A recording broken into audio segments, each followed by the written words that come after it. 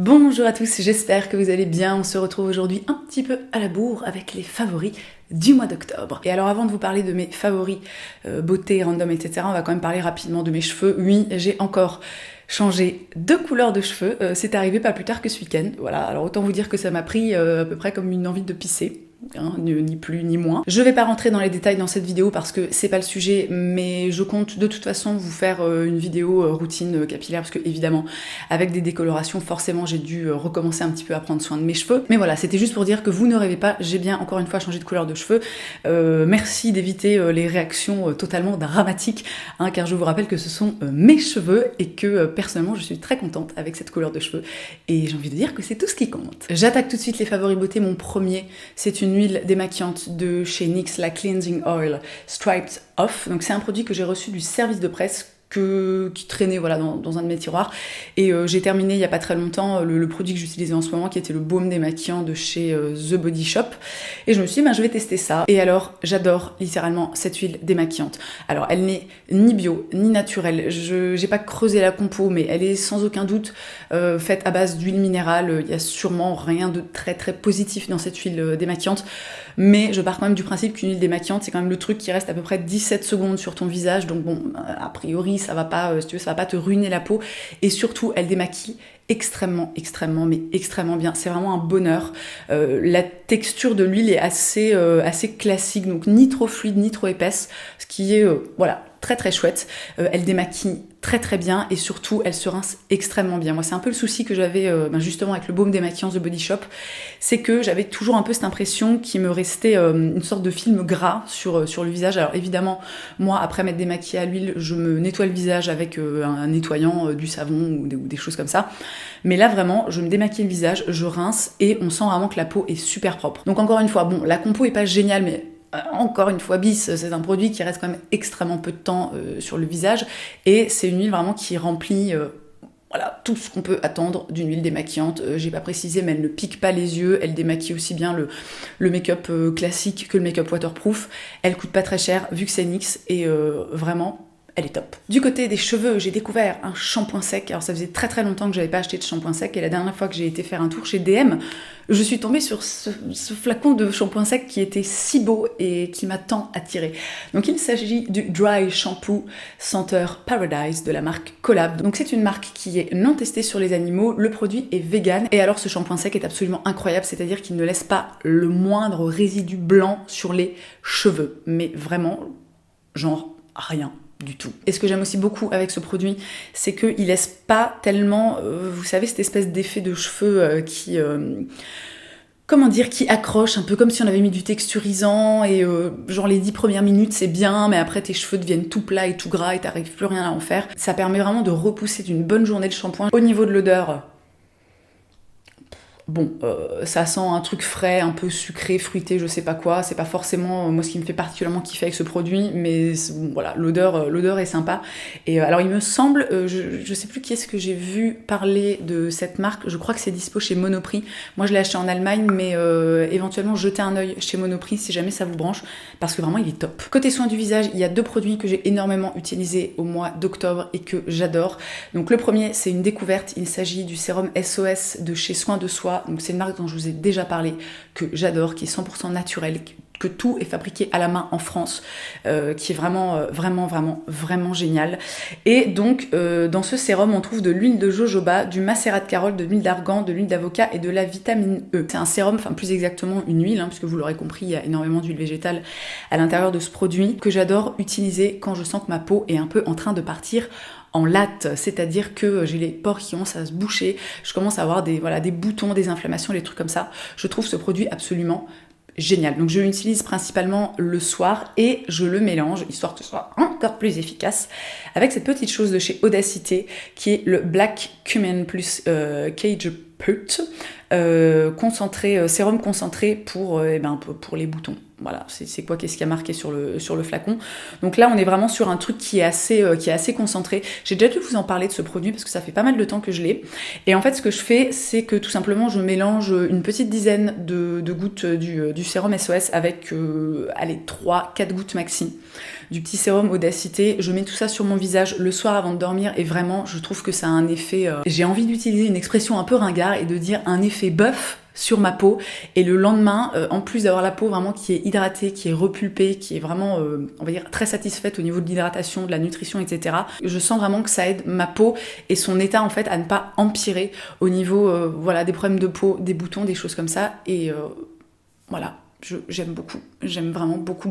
Mon dernier favori beauté, il est fort probable que j'en ai déjà parlé en vidéo, que j'ai même fait des tutos, des trucs comme ça. Il s'agit de la palette Cocoa Blend de chez Zoeva, qui est une palette que je possède depuis très longtemps, que j'avais arrêté d'utiliser, enfin que j'ai pas utilisé en fait depuis sensiblement des millénaires, puisque vous le savez peut-être bon, ou pas, mais ces derniers temps j'étais vraiment dans une routine make-up où je me maquillais tout le temps de la même façon, et force est de constater que mes cheveux changeant de couleur comme ça quasiment tous les jours finalement, j'ai eu envie de nouvelles teintes sur mes yeux, et du coup j'ai recommencé à utiliser cette palette, mais à utiliser des fards en fait que je n'avais, je pense, jamais porté avant ça.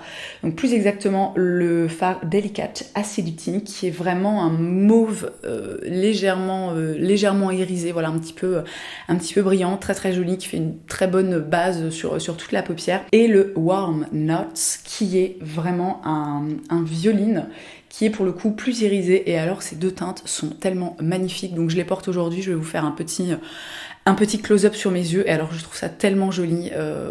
Je suis pas forcément dans un mood assortissons nos cheveux à notre maquillage, mais force est de constater que voilà, que c'est extrêmement joli. Toutes les teintes violet, parme, violine, lilas, machin, etc. Moi je trouve que c'est vraiment des couleurs qui vont extrêmement bien aux yeux marron, noisette, etc. Je sais pas, ça fait du bien, le changement, j'aime bien. Je passe maintenant à mes favoris random. Le premier, il s'agit de mon infusion en collaboration avec Greenma.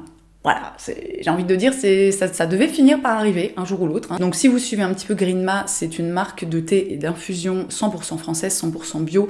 Je vous en parle quasiment depuis les tout débuts de la marque. Vraiment, c'est une marque que je suis et que j'adore depuis de nombreuses années. Et il y a de ça plusieurs mois, on s'est dit avec la créatrice que ce serait cool qu'on fasse un truc toutes les deux. Et moi, je lui avais dit, bah écoute, moi j'aimerais vachement, étant donné qu'en plus t'as pas ça dans ta gamme, j'aimerais vachement faire une infusion qui filerait un petit coup de pouce à la peau. Donc vous le savez peut-être ou pas, moi je suis très tournée vers la naturopathie, la santé par les plantes, etc. Ce qui ne m'empêche pas de prendre des antibiotiques quand j'en ai besoin, ou de l'ibuprofène quand j'ai la migraine, loin de là. Mais moi je crois vraiment au pouvoir des plantes et au fait que ça puisse améliorer un petit peu notre santé, notre vie, et ça voilà, à bien des égards. Du coup à l'intérieur de cette infusion on trouve de l'ortine, qui a vraiment une action qui va être dépurative mais douce, tu vois, genre pas en mode trash 8000, et anti-inflammatoire. De la bardane qui va avoir un effet sur le foie qui est un des organes principaux en fait liés aux problèmes de peau, à l'acné, etc. C'est-à-dire qu'un foie qui va pas bien, ça va souvent de pair avec une peau qui fait la gueule. De la pensée sauvage pour l'action un petit peu astringente, et au milieu de tout ça, on a mis de la fraise, des baies de myrtille et des morceaux de pomme pour avoir quand même quelque chose qui est assez fruité. Donc c'est une infusion qui est très douce à boire, qui est hyper agréable, et je dis pas ça parce que je l'ai en partie créée. Je trouve que vraiment elle est très agréable à boire si on aime les infusions, évidemment, je veux dire, sinon c'est pas la peine. Évidemment c'est 100% bio, 97% des plantes sont d'origine française.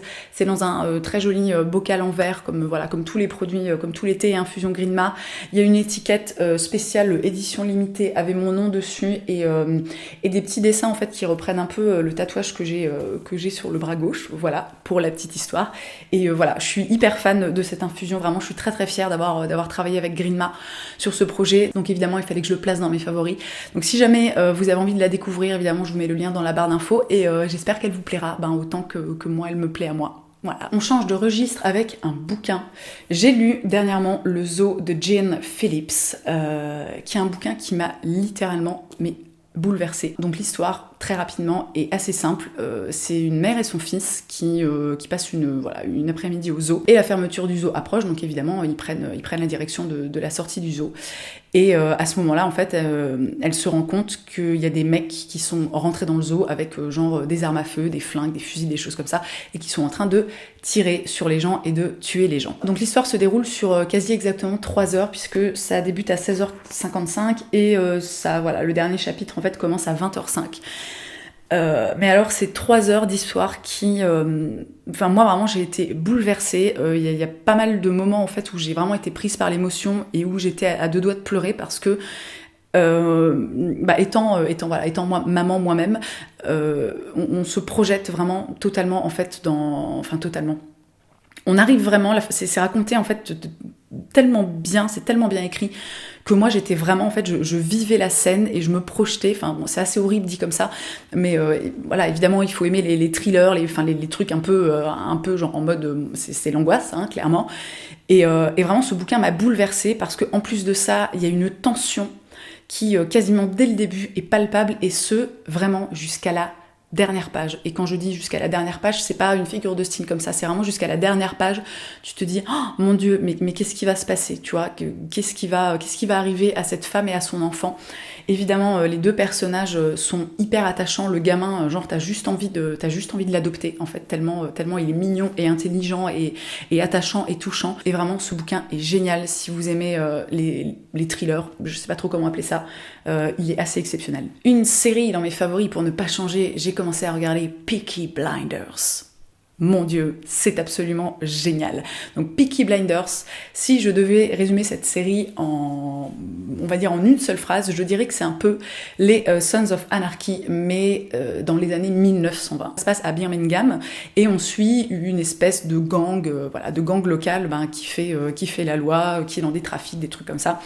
Et alors pour le moment, combien d'épisodes on a regardé, je crois 5 ou 6 de la première saison. Il me semble qu'il y a 3 ou 4 saisons qui sont dispo sur Netflix.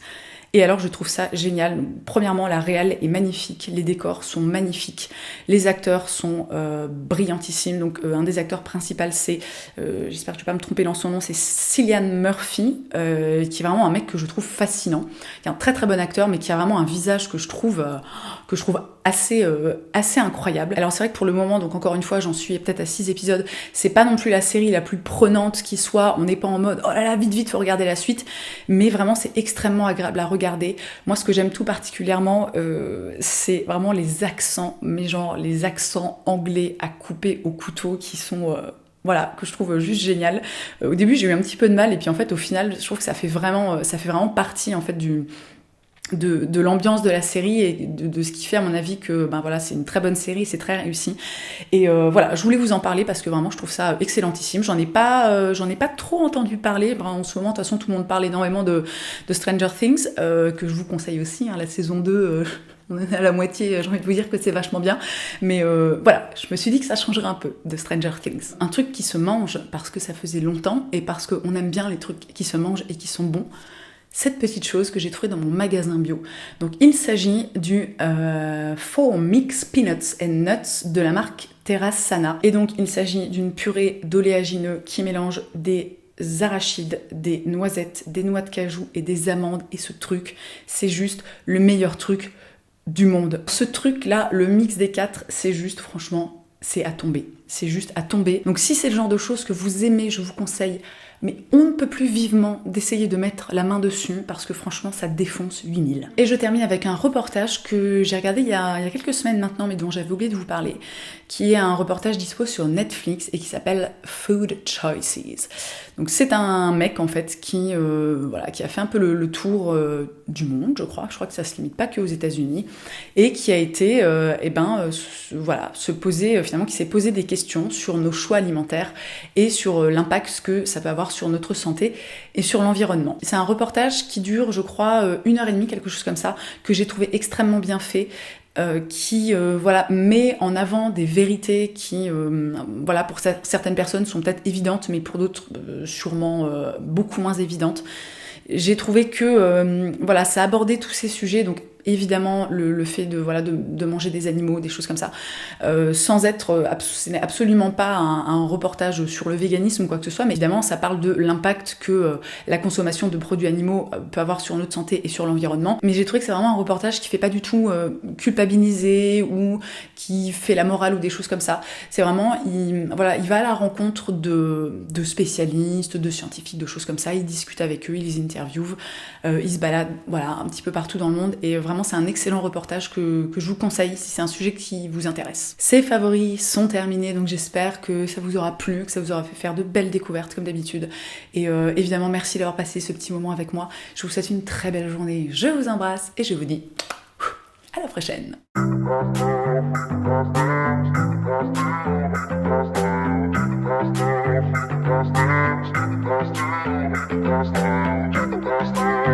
Lost